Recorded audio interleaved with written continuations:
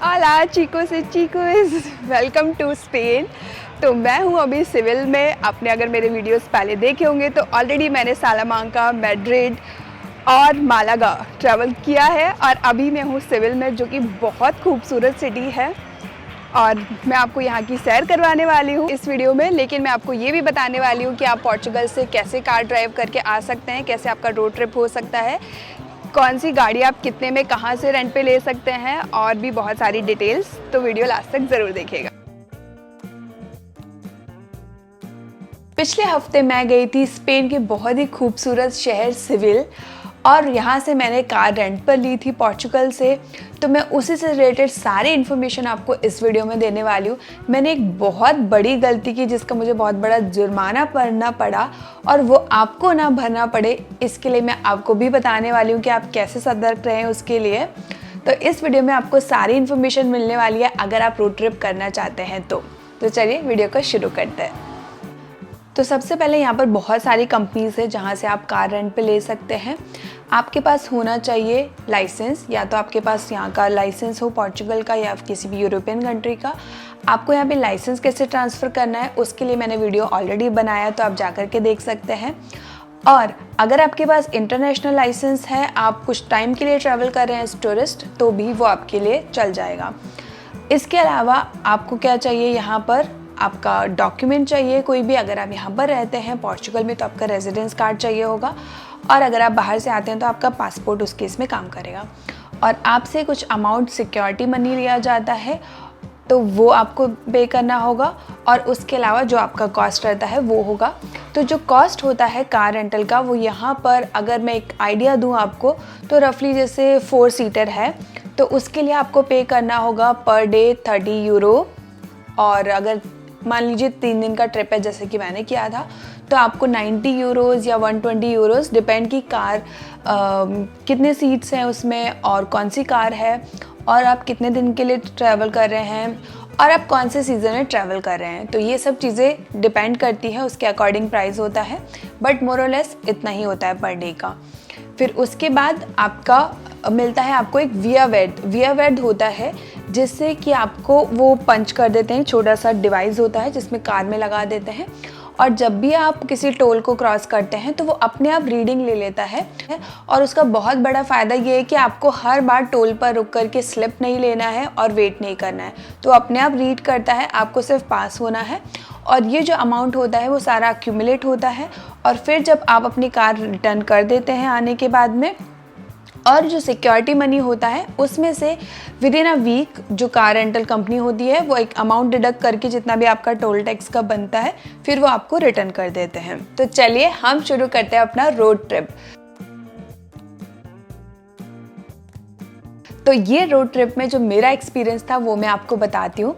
तो सबसे पहले मेरा एक बुरा एक्सपीरियंस ये रहा कि जब हम क्रॉस कर रहे थे पोर्चुगल से स्पेन, जैसे हम स्पेन में एंटर हुए, कार में मेरे साथ मेरे फ्रेंड्स एंड फैमिली थे, तो हम में से कुछ लोगों ने जो पीछे वाले सीट पे थे उन्होंने सीट बेल्ट नहीं लगाया था, इंक्लूडिंग मी।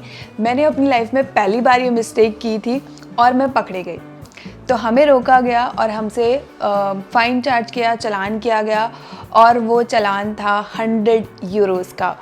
वो भी उन्होंने, मैंने जब रिक्वेस्ट किया कि हम लोग अवेयर नहीं थे एंड जो भी हम बोल सकते थे, अगर हम पोर्चुगीज़ में बोलते हैं तो उनको समझ आता है, और वो जो स्पेनिश में बोलते हैं तो मुझे समझ आ रहा था, तो उन्होंने डिस्काउंट दिया।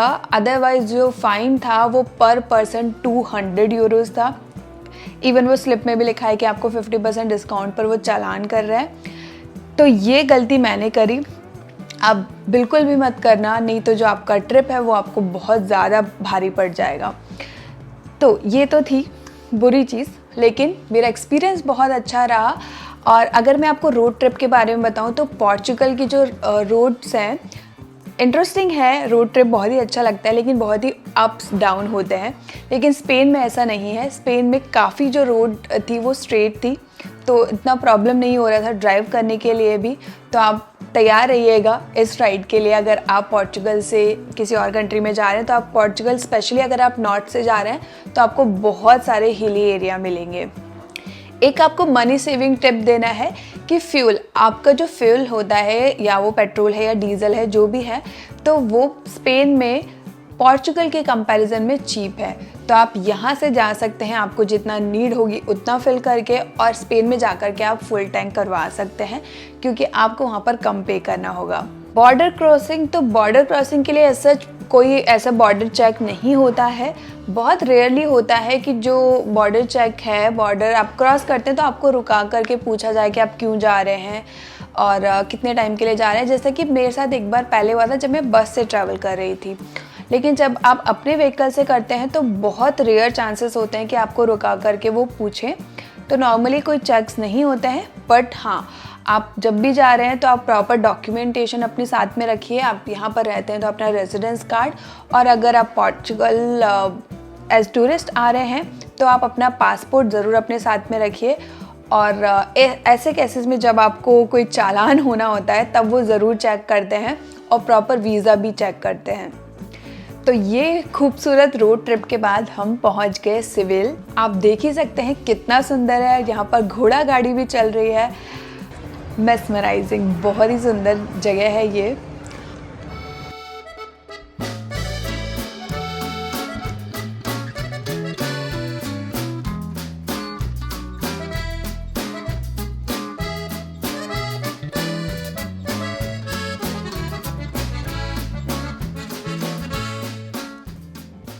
और वहाँ पर हम एक कॉफ़ी ब्रेक भी लेते हैं।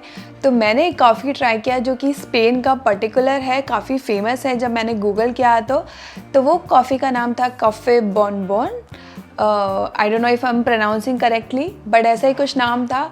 और वो एक छोटा सा शॉट था कॉफ़ी का, बहुत ही डिफरेंट। उसमें जो नीचे वाला पार्ट था वो क्रीमी था, आई थिंक वो कैरमलाइज्ड और कंडेंस मिल्क था, और ऊपर कॉफ़ी। तो आप जब ऊपर वाला पीते हैं कॉफ़ी तो आपको बहुत स्ट्रॉन्ग लगता है, और नीचे आते आते वो बहुत ही क्रीमी और स्वीट हो जाता है। और जब मैंने उसको मिक्स करने का ट्राई किया तो वो मिक्स भी नहीं हो रहा था, लेकिन बहुत ही अलग एक्सपीरियंस था। तो अगर आपने अभी तक ट्राई नहीं किया है तो आप ज़रूर ट्राई कर सकते हैं। आपको एक फ़न फैक्ट बताती हूँ सिविल के बारे में। तो ये जो सिटी है उसको यूरोप का हॉटेस्ट सिटी कहा जाता है। ये मुझे भी नहीं पता था ये फैक्ट, लेकिन हमने जिस वेदर में जिस टाइम पर ट्रैवल किया अभी, यानी कि 1 वीक पहले, तो वहाँ पर इतनी गर्मी नहीं थी। लेकिन अगर आप समर टाइम पे जा रहे हैं तो आप प्रिपेयर रहिएगा हॉटेस्ट वेदर के लिए। तो ये था मिनी व्लॉग रोड ट्रिप का पोर्चुगल से स्पेन के लिए। सम अप करने से पहले, वीडियो को एंड करने से पहले मैं आपको ये सारी चीज़ें एक बार फिर से बता देती हूँ। अगर आपने स्किप करके देखा है तो आप मिस ना कर दें, इसलिए मैं आपको ये बता देती हूँ कि जब भी आप रेंट कार ले रहे हैं पोर्चुगल में तो ज़रूर से विया वेड वाला भी लीजिए, ताकि आपको बार बार रुकना ना पड़े, आप अपना टाइम सेव करेंगे। दूसरा, आप पेट्रोल या डीजल जो भी ले रहे हैं, बेटर होगा कि स्पेन से आप टैंक फुल करवाएं ताकि आपको सेविंग होगी। और अपने साथ में हमेशा डॉक्यूमेंट्स रखिए, अपना ड्राइविंग लाइसेंस और आपका रेजिडेंस कार्ड या पासपोर्ट, जो भी आपका डॉक्यूमेंट है। और कभी भी एक गलती मत करें कि सीट बेल्ट ना लगाएं या फिर कोई भी रूल्स ड्राइविंग से रिलेटेड वो बिल्कुल भी मिस ना करें। और रेडी रहिए पोर्चुगल की हिली एरिया के लिए और स्पेन के फ्लैट सुंदर खूबसूरत नज़ारों के लिए। तो ये था वीडियो। आई होप कि वीडियो आपको अच्छा लगा होगा और इन्फॉर्मेटिव रहा होगा।